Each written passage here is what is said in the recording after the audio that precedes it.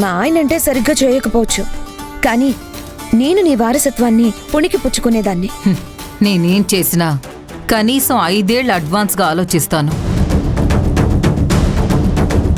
అర్చనకి signing authority ఇవ్వాలనుకోవడానికి కూడా నాకొక clarity ఉంది. అది నీకు చెప్పినా అర్థం కాదు, అడిగినా నేను చెప్పను.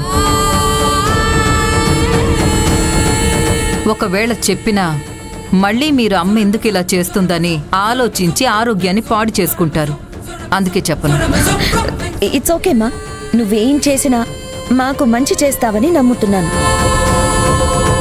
కానీ నువ్వు చేయాల్సిన పనులు కూడా నీలవేణి చేస్తుంటే మాత్రం నీకు ఆఫీస్లో గౌరవం, ఇంట్లో విలువ తగ్గిపోతున్నాయి తెలుసా?